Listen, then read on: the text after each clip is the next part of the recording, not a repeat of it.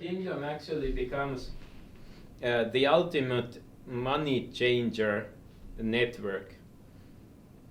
The kind of thing that is operating in like some communities that are only partially integrated to the globalist society.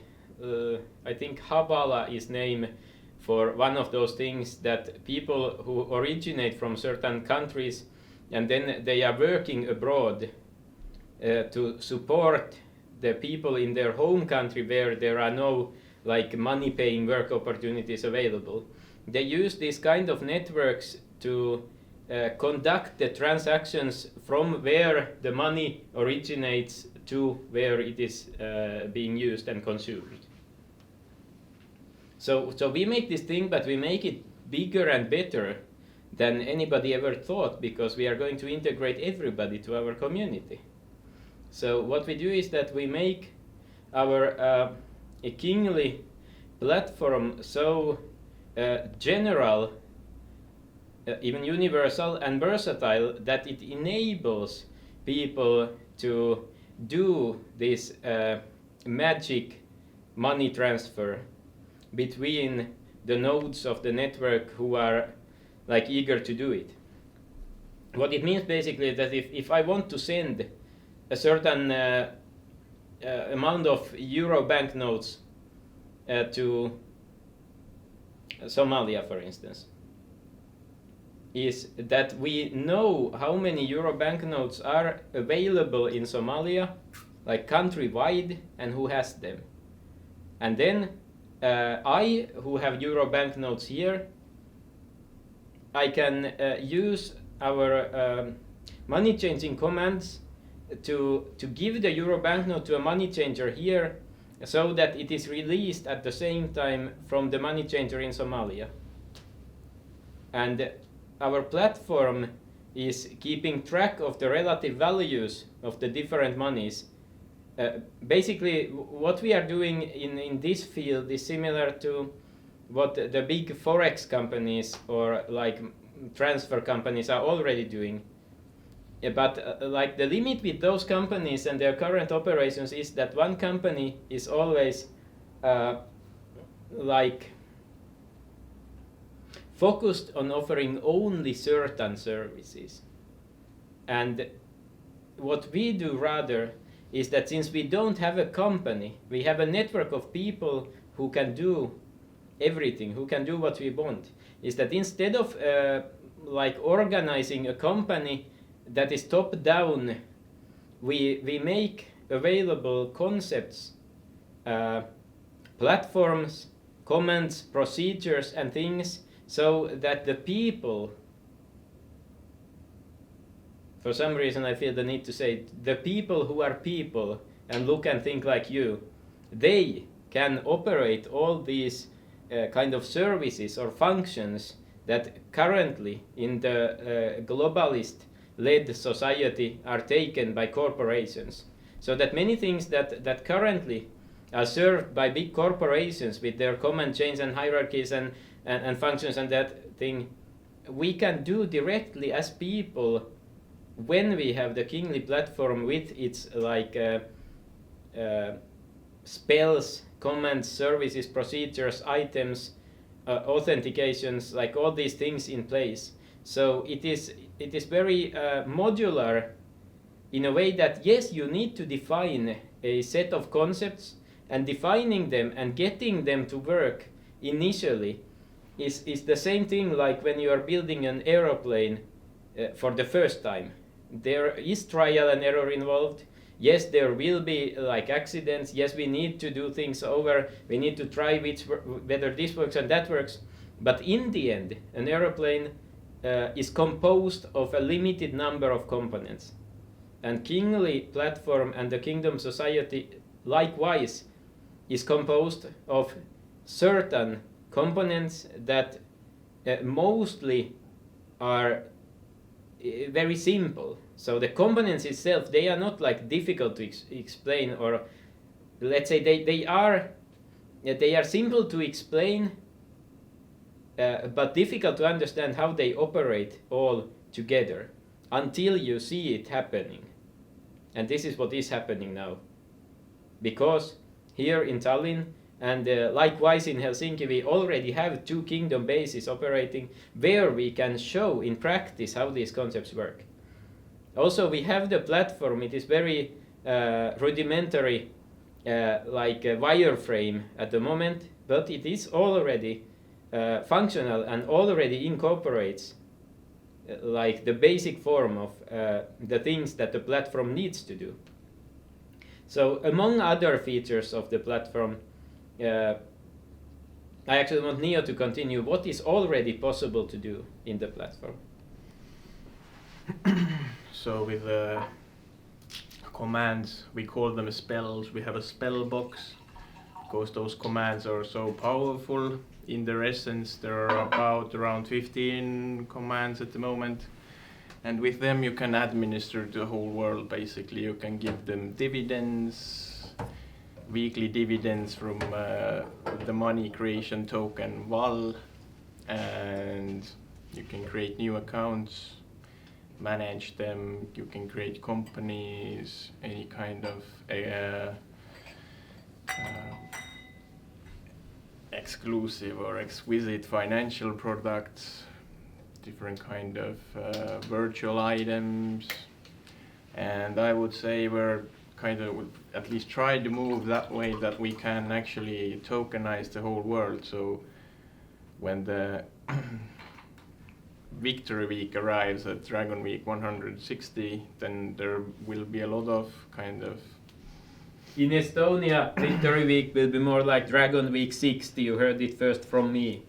The 100 weeks is used for the rest of the world. Kind of property and stuff we kind of want to tokenize, say at least like propose that I will be the guardian of this property, here are my rules, if you like those rules you can kind of vote for me with your VAL, kind of lock up your VAL into this contract or tokenization event of certain thing or a property or a service. And then there are rules, and maybe even different people wanna tokenize the same thing, so there will be kind of voting or some kind of mechanism that will make people choose which kind of rules they want for that certain area or building or whatever. And what is best, since the principle of voluntarism applies here, and I am a rich guy, so when these two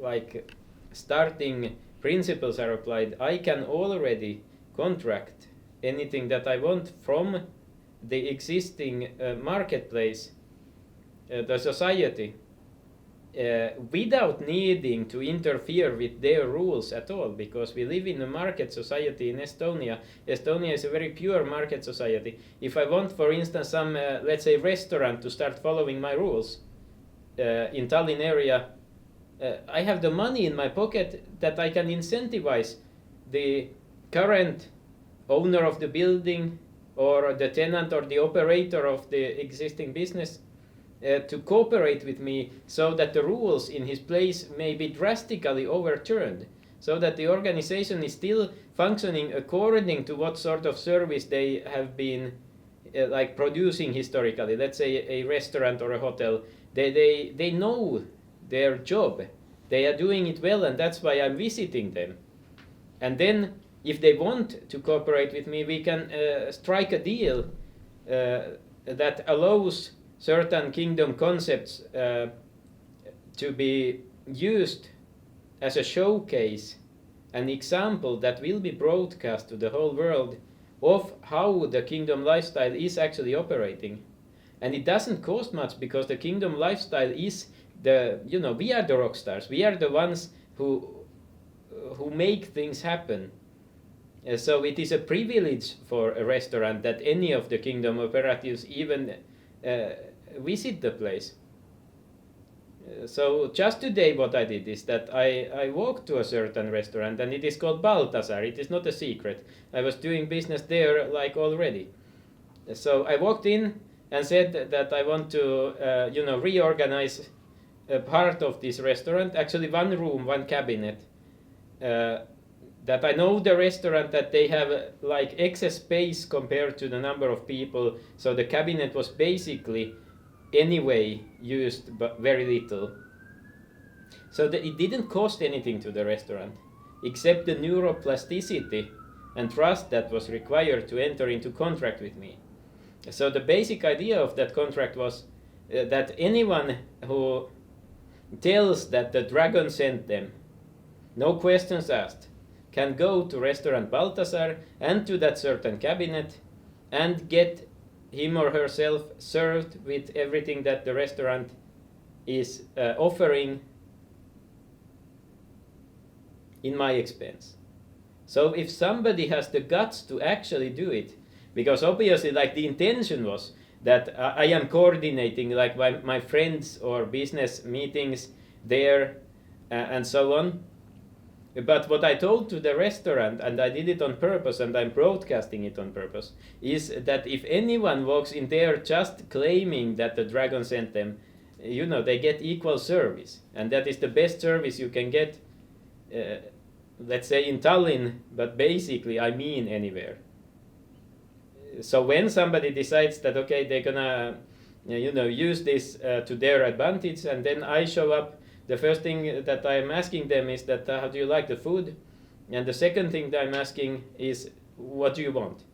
If they want something that is interesting to me, then we will continue business, because obviously, you know, it is an introduction that you are bold enough to go to my place to eat my food, and then when the bear, or in this case the dragon, comes back and asks like who ate from my porridge, and then if you have a good reason why you are there, then we continue business. Most likely I will just ask you to kindly leave because I have scheduled something else and you were not knowledgeable about it.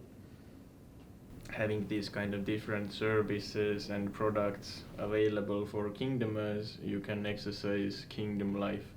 And this kind of also creates this win-win situation where money takes this role of being pure energy. If you want something done, you assign it to price and time, and sooner or later someone who's also a member of kingdom, if he sees that quest or whatever you want to achieve, can join the effort, or with his money or his or his physical action. So creating this win-win situation for both parties, one who wants something done and the other who is willing to do it for that amount of energy, so to say. And it's very important that money creation process happens at like this root level, so to say. Before, money in the central bank age, which ended a couple of days ago, was created at the top of the pyramid, and they kind of hoped or wished that it would trickle down to the No, base. they never wanted it. It was bullshit from the get-go, because the principle was to keep people from receiving the money. Okay, It was the opposite. That's what we are doing. So, yeah, we create money at the base level where people actually do. So every money gets its value from its users. So the more users we're gonna have, the more valuable our product is. All the valta is created by somebody rendering a useful service towards the kingdom. And the quest is kind of conceptualized definition of that service. So like at the moment the quests can be, for instance, managing to achieve a certain rank in special operations. But in the future they will be like many kind of activities like tailored both to the already high people, but also to the people who don't have any marketable skills in the current society. If they provide useful services to the kingdom that can be very basic, the kind of things that you employed your kids to do when what you wanted them to get is weekly allowance, but you didn't want to give it without like any learning happening. So yes, I have the guts to say that all the world is my children, and I am providing them the opportunity to gain their weekly allowances in small amounts and bigger amounts. And the amounts that we are already delivering, they are equal or better than full-time pay in most professions in Estonia. I have been living. This is the living representation of a kingdomer who has been living the kingdom life from week 1 and has got all his needs covered. I've traveled around the world. I've lived quite a luxurious life to some like medium Estonian standards. And all thanks to the kingdom being active there, seeing the vision and kind of propagating it and living and having full trust in the system. So if we want to have just a quick recap of what is happening, why is this thing going on, what is the quarantine, what is the reason. So basically in one sentence I need to draw breath here because smoking inside causes short breath. In one sentence, the cabal has shut down the system so that the alliance can use this opportunity to shut down the deep state. But meanwhile the system is not operational, the kingdom can take over the people's hearts and bring fun and freedom to everybody. I feel the ultimate freedom using cryptocurrencies, that there's no third party risk and there's this permissionless transacting. I don't have to ask anybody. My banker cannot tell me that I cannot send money to whoever I want, whenever I want. And in my world it's happening for free and instantly, so I don't know under which rock you're living, but I welcome you into the kingdom. Everyone's welcome, but you were chosen.